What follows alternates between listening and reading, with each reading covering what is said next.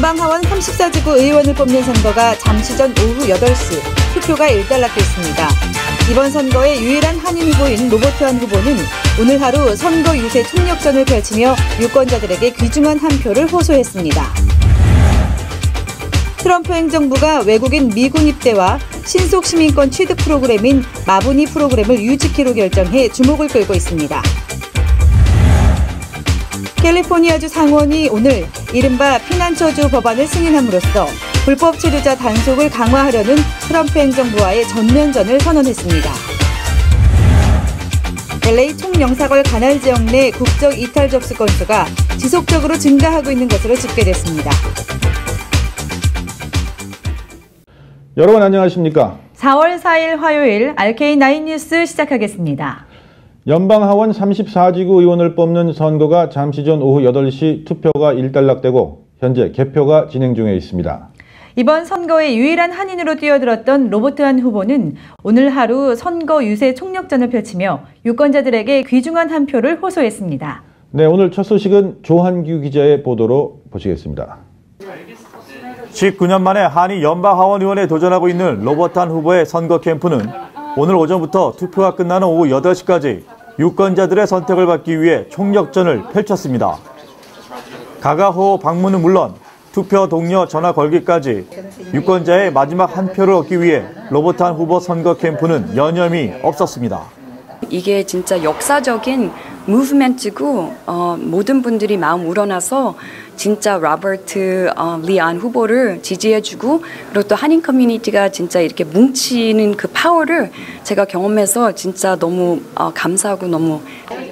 로버트 한 후보도 예외는 아니었습니다. 손에 든 전화로 유권자들에게 직접 전화를 걸어 투표에 참여해 줄 것을 호소했습니다. 그동안 저를 많이 응원해 주시고 또 많은 분들이 관심을 가져서 너무너무 감사드리고요. 매일매일 제가 감동받는 그 스토리하고 일들이 매일 있습니다. 그래서 여러분들의 진심으로 감사드리고 여러분들 위해서 제가 출마를 하게 됐고 당선이 되고 나서 여러분들 위해서 열심히 일을 하겠습니다.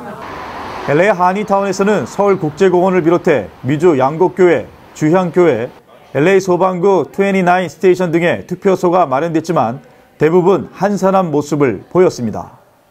물론 이번에 이제 다른 타인종 분들께서는 투표를 많이, 제가 갔을 때는 투표소에는 많이 투표를 안 하시고 계시고, 근데 오히려 이제 한인 분들께서 특히 어르신들이나 아니면 이제 40대 50대 분들께서 많이 나와 주셔서 투표하는 모습에 참 저도 기뻤습니다. 30만 명 정도가 유권자 등록이 된 것으로 잠정 집계된 가운데 이번 선거의 투표율이 10% 내외로 저조할 것으로 전망되고 있어 저조한 투표율이 로버트 한 후보에게 어떠한 영향을 줄지가 관심 포인트입니다. 현재까지 한인 유권자 등록자 수는 18,694명으로 이 중 5,000명에 가까운 수가 우편 투표 또는 조기 투표를 한 것으로 잠정 집계됐습니다. 주사위는 던져졌습니다. 로버트 한 후보가 예비 선거에서 승리해 결선 투표까지 올라간다면 한인 정치력 신장을 확인할 수 있는 모멘텀이 될 것으로 기대됩니다. RKTV 뉴스 조한규입니다. 트럼프 행정부가 외국인 미군 입대와 신속 시민권 취득 프로그램을 유지키로 결정해 주목되고 있습니다. 트럼프 대통령은 유세 기간 중에 외국인들의 미군 입대를 종료할 것으로 시사한 바 있지만 마부니 프로그램을 지속 시행할 것으로 기대되고 있습니다. 워싱턴에서 한면택 특파원의 보도입니다. 트럼프 행정부는 외국인들의 미군 입대와 신속 시민권 취득 프로그램을 유지할 것으로 펜타곤이 밝혔습니다. 국방부 대변인인 마일스 캐긴스 육군 총령은 팍스뉴스에 보낸 이메일 답변에서 국방부는 비시민권자 미군 입대 프로그램을 중단하거나 조정하지 않을 것이라고 밝혔습니다. 이 앞서 미 육군 모병사령관인 제프리 스노우 소장은 마부니 프로그램이 현재 적체 문제로 실제 모병은 중단돼 있지만 현 회기년도에도 연장돼 유효한 상태라고 밝힌 바 있습니다. 이는 미국 비자 소지자나 다카 추방유예 수혜자 등 외국인들도 미군에 입대하고 입대 시에는 영주권을 건너뛰고 6개월 내 미국 시민권을 취득하는 마부니 프로그램이 트럼프 행정부에서도 그대로 유지될 것임을 분명히 한 것으로 해석됩니다. 도널드 트럼프 대통령은 미국인 우선을 내걸고 서류미 비자들의 미군 입대와 시민권 취득에 반대한다는 입장을 내비친 바 있어 마부니 프로그램의 폐지가 우려돼 왔습니다. 하지만 트럼프 대통령도 서류미비 청소년들인 드리머들에 대해서는 보호 또는 구제 의사를 밝히면서 그들도 대상이 되는 마브니 미군 입대 프로그램을 유지하는 쪽으로 입장을 정한 것으로 해석되고 있습니다. 다만 마브니 프로그램은 아직 신청자들이 쇄도하는 바람에 심각해진 적체 현상으로 실제 모병은 중단돼 있는 상태입니다. 미 국방부에 따르면 2009년부터 시행한 마브니에 따라서 매년 5,000명씩 미군에 입대해 왔습니다. 한국어 특기병으로 한국인 청년들도 상당수 미군에 입대해 왔으며 현역 미군 가운데 이민자 출신은 6만 5천 명이고 그중에서 한국 출신은 3%인 2,000명 정도로 4위를 기록하고 있습니다. 한인을 포함한 다카 추방유해 수혜자들은 2016년 한 해에만 359명이 미군에 입대해 시민권자가 됐습니다. 워싱턴에서 RKTV 뉴스 한면택입니다. 캘리포니아주 상원이 오늘 이른바 피난처주 법안을 승인함으로써 불법 체류자 단속을 강화하려는 트럼프 행정부와의 전면전을 선언했습니다. 피난처주는 불법 체류자 보호도시와 같은 개념으로 주 차원에서 이민법 집행에 협력하지 않겠다는 입장을 공식화한 것입니다. 타임 등 언론에 따르면 캘리포니아주 상원은 상원 법안 54호로 명명된 이 법안을 표결에 붙여 27대 12로 통과시켰습니다. 민주당이 다수를 점하고 있는 캘리포니아주 상원에서 당론 투표가 반영된 결과입니다. 피난처주 법원 통과로 캘리포니아주 법 집행당국은 이민세관단속국이나 국경세관보호국 등 연방기관자들의 둘째자 단속에 협력하지 않을 법적 근거가 생겼습니다. 이 법안은 주자치 경찰 등 법 집행기관이 이민법 집행을 위한 조사와 구금 및 신고, 체포 등의 행위를 하지 못하도록 규정했습니다. 최근 LA 한인들의 한국 국적 포기 사례가 급증하고 있습니다. 특히 지난 3월 마감된 복수 국적자 이탈 신고 건수는 지난해 같은 기간보다 무려 47%나 많았습니다.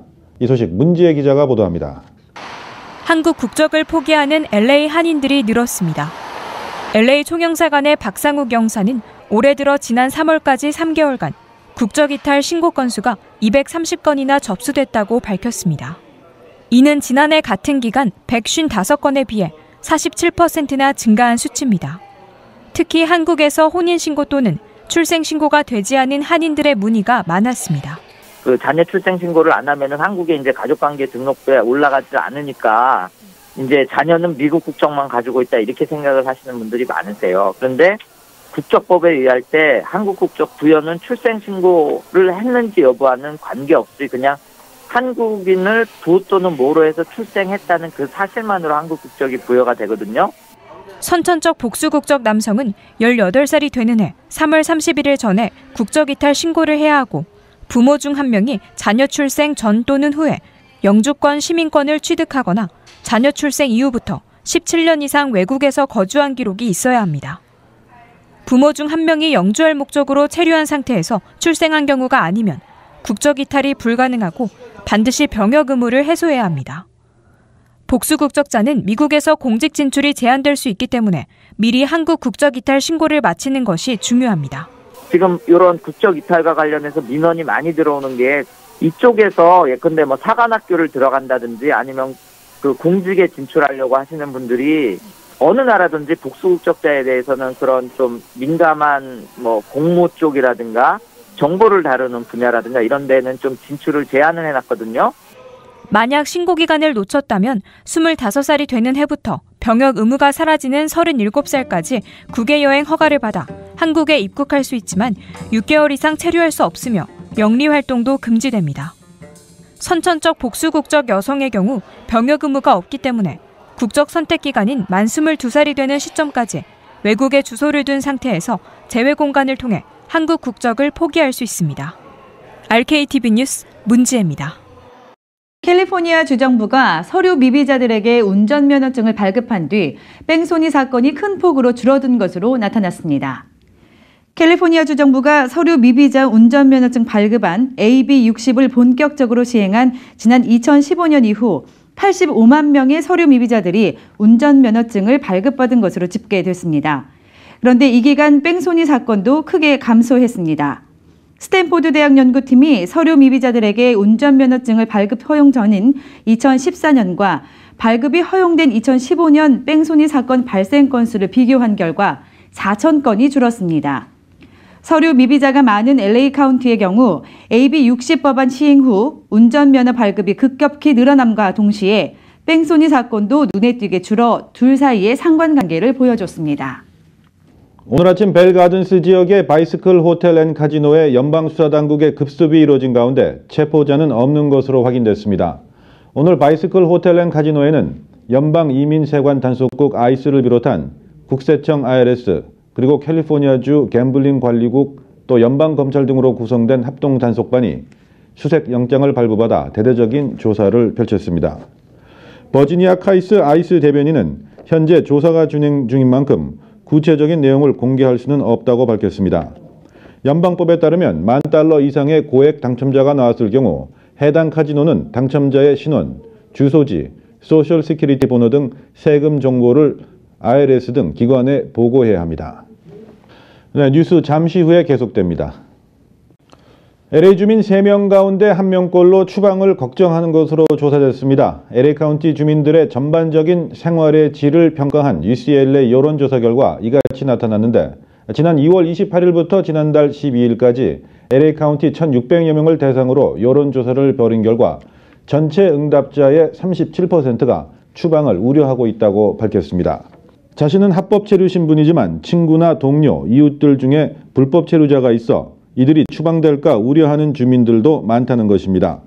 또 추방을 우려하고 있다고 답한 37% 중 과반은 그냥 걱정하는 게 아니라 매우 우려한다고 답했습니다. 캘리포니아주의 도로 정비를 위해 가스값을 인상하는 법안이 이르면 오는 6일 표결에 붙여질 전망입니다.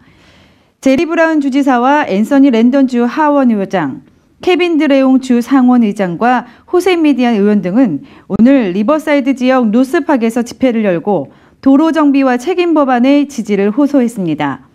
이 법안이 상원에서 통과되면 3분의 2 이상의 찬성표를 얻어야 합니다. 법안에 따르면 디젤류 세금은 갤런당 20센트, 가솔린 세금은 갤런당 12센트가 추가 부과됩니다. 디젤류 판매세도 5.75% 오릅니다. 또 차량 등록비는 한 대당 평균 $38 정도로 뜁니다. 이로 인해 주정부는 매년 $52억 달러의 세수를 걷어들일 수 있고, 이는 도로의 보수와 확대 공사에 쓰이게 됩니다. 트럼프 대통령은 오늘 미 건설업계 한 모임에 참석해 미국 내 도로 건설 등 인프라 건설에 제약이 되는 정부 규제들을 철폐하겠다고 강조했습니다. 트럼프 대통령은 워싱턴에서 열린 북미 건설연합 연례 모임에서 이같이 밝히고, 도로 건설 등을 위해 필요한 규제와 면허가 미국에서는 매우 까다롭다면서 대형 차트를 들고 나와 불합리성을 강조했습니다. 미국 대부분의 지역이 봄을 맞았지만 콜로라도주에는 때 아닌 폭설이 내려 주민들이 불편을 겪고 있습니다. 콜로라도주 덴버에는 8인치가량의 눈이 내렸고 인근 산간 지역엔 최대 1피트 이상의 눈이 쌓였습니다. 기상대는 1시간에 1인치씩 폭설이 내릴 것이라고 예보했는데 덴버 지역은 마치 한겨울을 연상케 하는 진풍경을 자아냈습니다. 주민들은 눈 치우기에 바빴으며 폭설로 각급 학교엔 휴교령이 내려졌습니다. 미국 남동부 지역은 악천후로 몸살을 앓고 있습니다. 미시시피에서는 강물이 불어나 차량이 수몰되면서 5명이 사망했고, 사우스캐롤라이나에서는 토네이도가 모빌홈을 덮쳐 1명이 숨지는 등 인명과 재산 피해가 잇따르고 있습니다. 미시시피에서는 강물이 범람해 도로가 침수되는가 하면 차량이 물에 잠겼고 강풍까지 불어 나무가 쓰러지는 등 피해가 발생했습니다. 재해당국은 인명구조와 재해복구에 나섰으며 특히 토네이도 다발 지역 주민들에겐 집밖 출입을 자제해 줄 것을 당부했습니다. CBB뱅크가 지체 발달장애 아동과 어른들을 후원하는 행사인 스트롤 앤 롤 2017에 참가했습니다. CBB뱅크는 지난 일요일 유니버셜시티 백란스에서 열린 이번 행사에 일반인 2,000여 명과 48개 기업과 단체가 참여했고, 한인 기업으로는 CBB뱅크가 2015년에 이어 3년 연속 후원하고 있다고 밝혔습니다. 스트롤 앤 롤 2017은 지체 발달장애인들과 일반인 참가자들이 유모차와 휠체어를 밀며 한 걸음씩 속도를 맞춰 함께 걷는 행사로 올해로 10회째를 맡고 있습니다. CBB뱅크 조앤킴 행장은 매년 행사에 참가하고 있지만 앞으로도 도움의 손길이 필요한 이들에게 보탬이 될 수 있도록 지속적인 커뮤니티 활동을 이어갈 것이라고 말했습니다. 이번 행사를 주최한 어빌리티 퍼스트는 1926년 장애 아동들의 재활을 목적으로 설립된 재단으로 지난해 84만 3천 달러를 모금했고 올해는 92만 달러를 목표로 하고 있습니다. 네, 잠시 후에는 그날의 이슈를 분석해드리는 이슈 포커스가 이어집니다.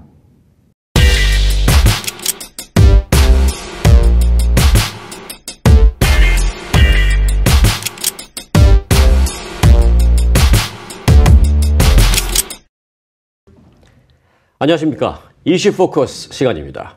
RK9 뉴스에서 전해드리는 이슈 포커스. 이 시간에는 그날의 핫한 이슈 또는 민감한 사회 현안 또는 미국 생활에 필요한 주요 정보를 선정해서 매일 밤 여러분과 함께 하게 됩니다. 자, 오늘은 그 첫 시간으로 요즘 미국 내 카드 결제 시스템이 바뀌면서 자칫 오해의 소지가 될 수 있는 이 팁에 대해서 좀 알아볼까 합니다.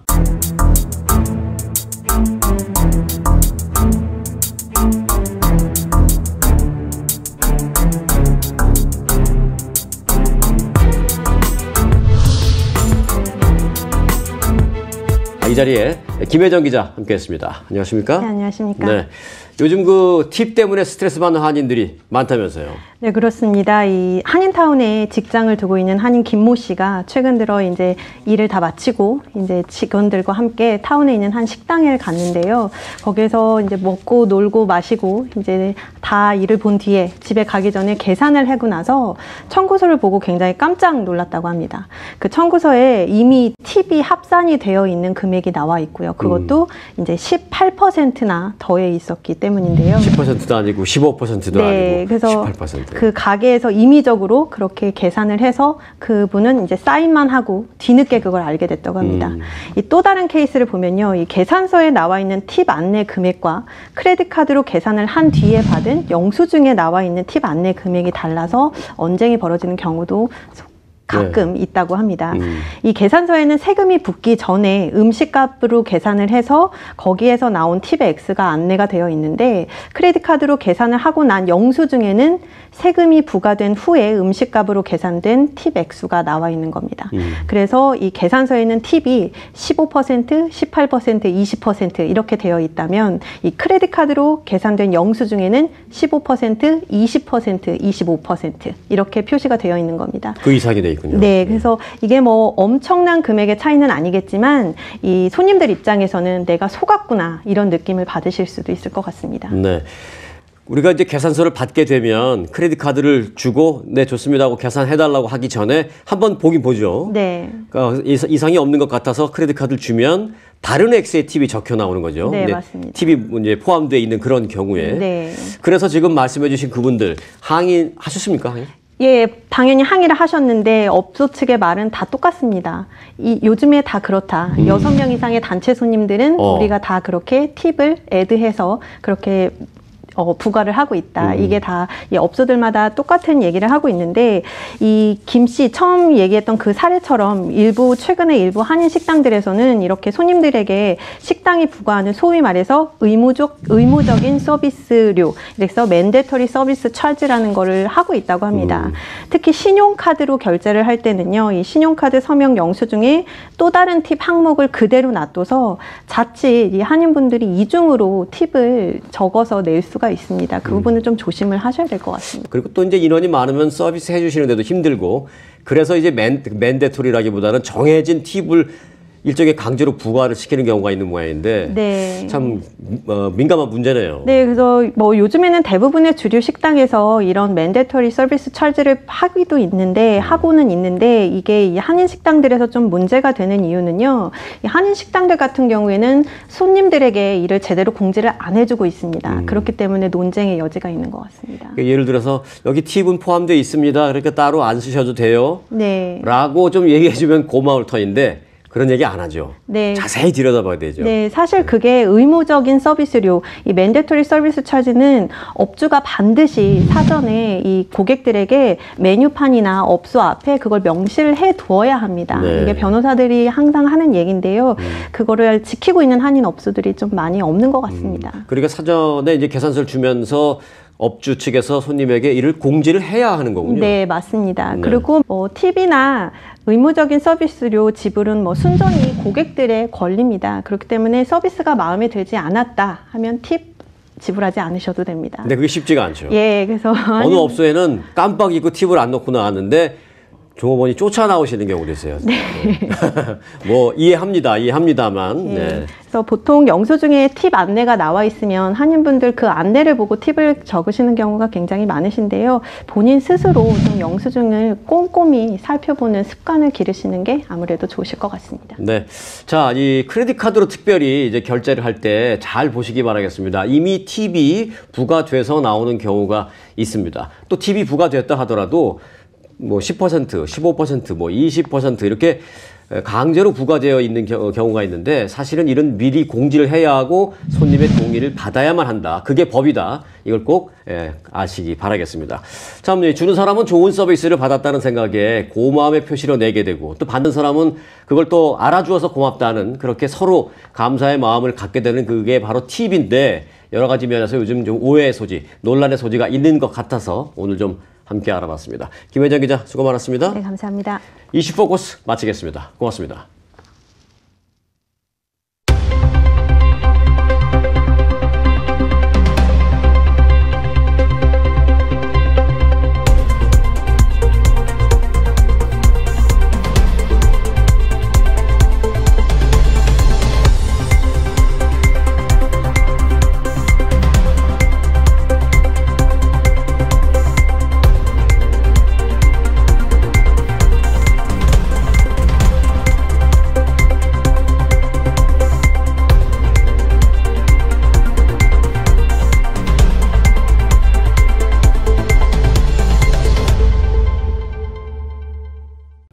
네, 이 시간 현재도 연방하원 34지구 보궐선거의 개표가 진행 중에 있습니다.